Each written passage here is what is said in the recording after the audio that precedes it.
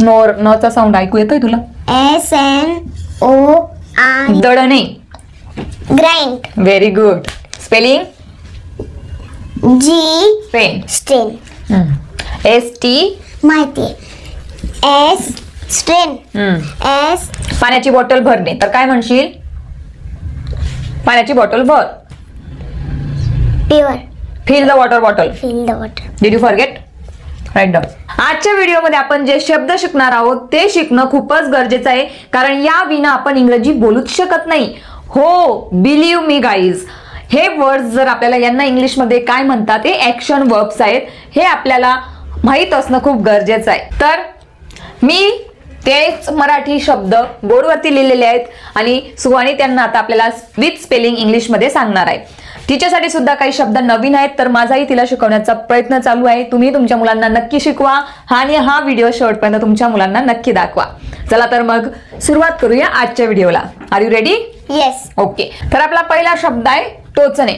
एखाद्या व्यक्तीला आपण असं शार्प वस्तूने टोचत असतो, जसं की टाचण, पेन्सिल, याला म्हणत असतात टोचणे. तर त्या टोचण्याला इंग्लिशमध्ये काय म्हणणार?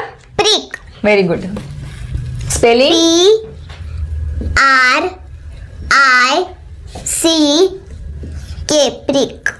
फॉर एक्झाम्पल, त्याने मला पेन्सिल टोचली किंवा तिने मला पेन्सिल टोचली, तर आपण बोलू शकतो शी प्रिक्ड मी अ पेन्सिल. राईट. फुटणे. फुटणे या अर्थाने घेतलेला आहे की एखादा बलून अचानक फुटतो, बलून फुटणे, वस्तू फुटणे, त्याला तर आपण म्हणत असतो ब्रेक. पण बलून फुटणे त्यासाठी आपण काय यूज करत असतो? Burst. Very good.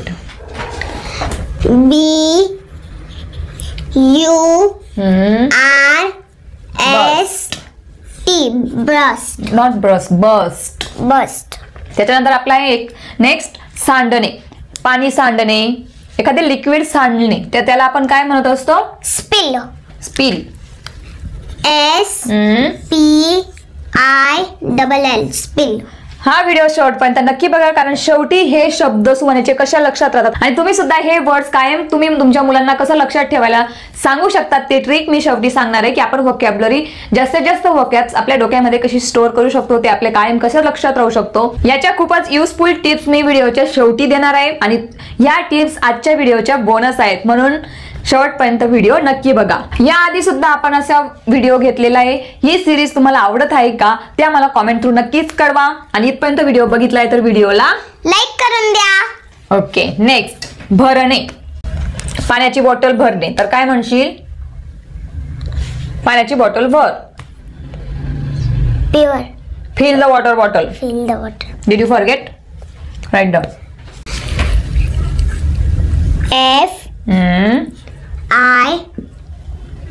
FILL. Good. Fill. हे फिल म्हणजे फिल द वॉटर बॉटल, जसे पाण्याची बॉटल भर, ग्लास भर, तर आपण बोलू शकतो फिल. पण कपात चहा होत नाही, दूध होत नाही, त्याला आपण म्हणत असतो पोर. POUR. पोर मीन्स ओतणे. नेक्स्ट आहे विरघळणे. पाण्यात आपण आईस टाकला की तो काय होतो? विरघळतो. त्याला इंग्लिशमध्ये आपण म्हणतो melt. Melt. MELT. Melt.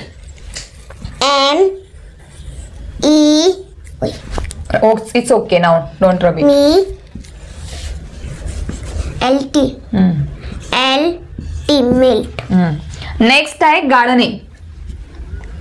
स्ट्रो. Strain. Strain. ST. माहिती. S. Strain. STRAIN. RAIN.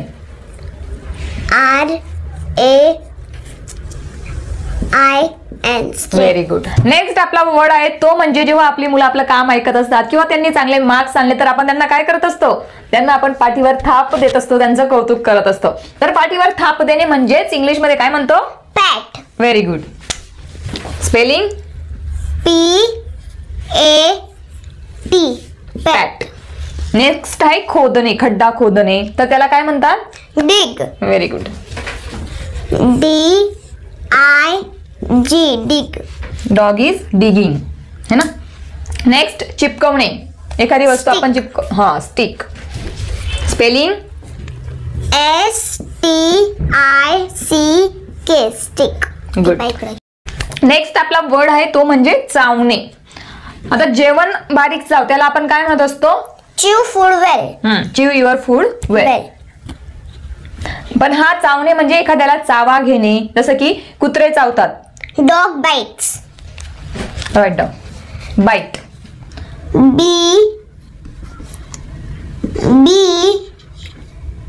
I T E S. Bite. Only bite.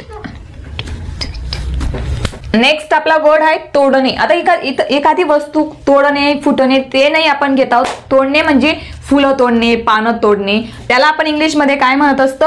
Pluck. Spelling P-L-U-C-K. Pluck. पण जर एखादी वस्तू आपल्या हातामधून पडली आणि फुटली तर त्याला आपण काय म्हणत असतो हे तर तुम्हाला माहीतच असेल. ते आम्हाला कॉमेंटमध्ये नक्की कळवा. लक्षात ठेवा, मी तुमची प्रत्येकाची कॉमेंट रीड करत असते. नेक्स्ट आपला आहे दळणे. Grind. Very good. Spelling G-R-A-I-N-T. Very good. I.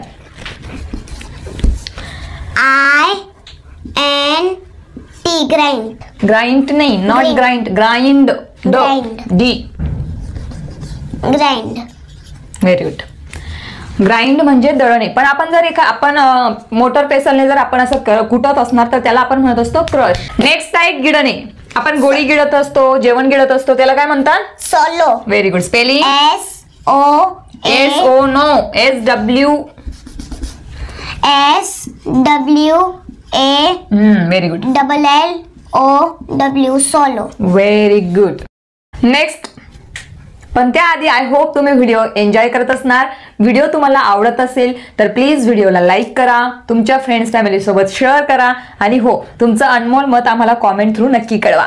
तर आपला नेक्स्ट वर्ड आता आहे पसरवणे. जसं की आपण बेडशीट पसरवत असतो बेडवरती, आपण ब्रेडला जाम लावत असतो, पसरवत असतो, तर त्याला आपण काय म्हणतो? Very good. S-P-R-E-A-D.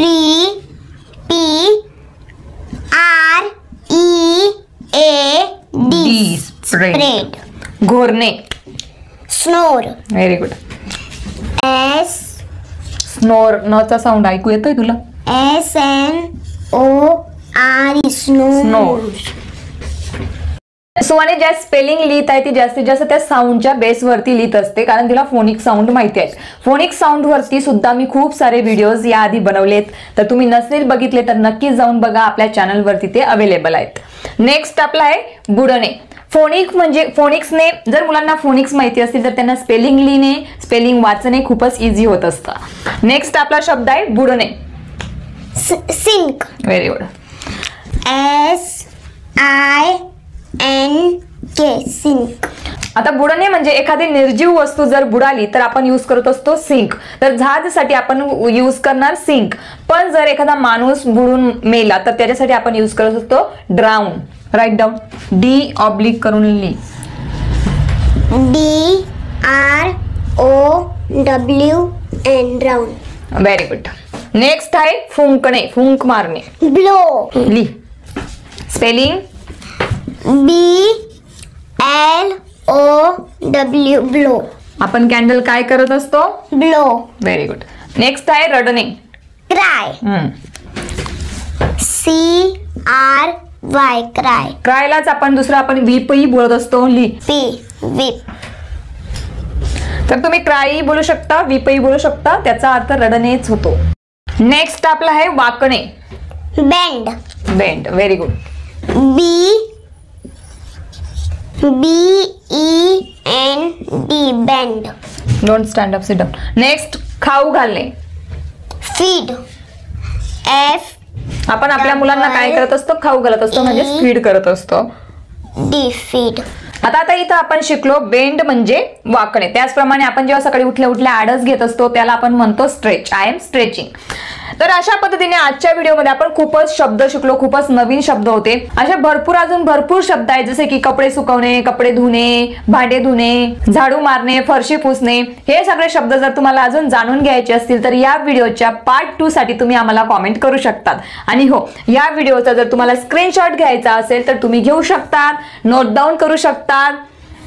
आणि तुम्हाला व्हिडिओ कसा वाटला ते तुम्ही आम्हाला कॉमेंट थ्रू नक्कीच कळवा. अजून तुम्हाला असेच व्हिडिओ हवे आहेत का तेही तुम्ही आम्हाला कॉमेंट थ्रू सांगू शकता. त्याचप्रमाणे तुम्ही मला इन्स्टाला सुद्धा मेसेज करू शकता. इन्स्टावरती सुद्धा तुम्ही मला नक्की फॉलो करा. इन्स्टाची लिंक खाली डिस्क्रिप्शन बॉक्स मध्ये दिलेली आहे. तो कसा वाटला आजचा व्हिडिओ तर ते आम्हाला कमेंट मध्ये तुम्ही सांगू शकता. पण मोस्ट इम्पॉर्टंट सबस्क्राइब करायला विसरू नका. Thank you. See you in the next video. आणि हो, मला मागचा व्हिडिओ सुद्धा मी असा बनवला होता जिथे सुवानी स्पेलिंग लिहित होती आणि खूप साऱ्या कॉमेंट आल्या की सुवानी हे सगळं कसं काय लिहून घेते, सगळ्या स्पेलिंग करेक्ट कसं काय लिहिते, तिला सगळे शब्द कसं काय माहित आहेत. तर त्यासाठी मी काही ट्रिक यूज करत असते, त्याही तुम्ही तुमच्या मुलांसोबत यूज करू शकता. तर जेव्हा आपण आपल्या मुलांना स्पेलिंग सांगत असतो तर त्यांना तुम्ही ट्रान्सलेट तर आपण त्यांना सांगत असतो, ती फर्स्ट स्टेप आहे. पण मोस्ट इम्पॉर्टंट त्यांना ते इमॅजिन करायला लावा की जसं स्प्रेड. आता मी सुवानीला तुम्ही बघितलं असेल, जेव्हाही मी तिला शब्द विचारत होते की याला इंग्लिशमध्ये काय म्हणतात, तर मी तिला जास्तीत जास्त एक्झाम्पल देण्याचा प्रयत्न करत होती. जसं की स्प्रेड साठी मी तिला सांगितलं की आपण ब्रेड वरती जाम काय करत असतो, तर तिचं ती इमेज लक्षात आली त्याला, तेव्हा तिला समजलं की अच्छा त्याला स्प्रेड म्हणत असतात. त्याचनंतर बाईट साठी सुद्धा मी तिला सांगितलं कुत्रे काय करतात, तर तिला लक्षात आलं अच्छा बाईट म्हणजे काय असतं की ती इमेज थ्रू ते सगळं लक्षात ठेवत असते. म्हणून जेव्हाही आपण मुलांना किंवा आपण स्वतः सुद्धा जेव्हा नवीन शब्द शिकत असतो तर त्याच्या आधी आपल्या डोक्यात एक इमेज क्रिएट करा की ते इमेज थ्रू तो वर्ड आपल्या लक्षात आला पाहिजे की याला हे म्हणतात. जसं की अच्छा स्प्रेड, बाईट म्हणजे आपल्या इमेज थ्रू आपल्या लक्षात राहिलं पाहिजे. ही सगळ्यात महत्वाची स्टेप आहे. मुलांना जेव्हा इमॅजिन करूनच तुम्ही शिकवा. आणि नेक्स्ट म्हणजे जो मी आधीपासून सांगत आली ते म्हणजे रिपीट अँड रिवाइज. मुलांना एक वीक मध्ये, 15 दिवसामध्ये, महिन्यामध्ये असं आपण परत ते वर्ड्स त्यांच्याकडून रिपीट करून घेतले पाहिजेत, रिवाइज करून घेतले पाहिजेत, तरच ते आपल्या डोक्यात राहील, तरच ते मुलांच्या लक्षात राहील. तर हाच आजचा बोनस होता. आय होप तुम्ही माझ्यासोबत अग्री असाल. आणि हो, अग्री असाल तर तसं मला तुम्ही कॉमेंट थ्रू नक्की कळवा आणि ह्या व्हिडिओला जास्तीत जास्त लाईक करा.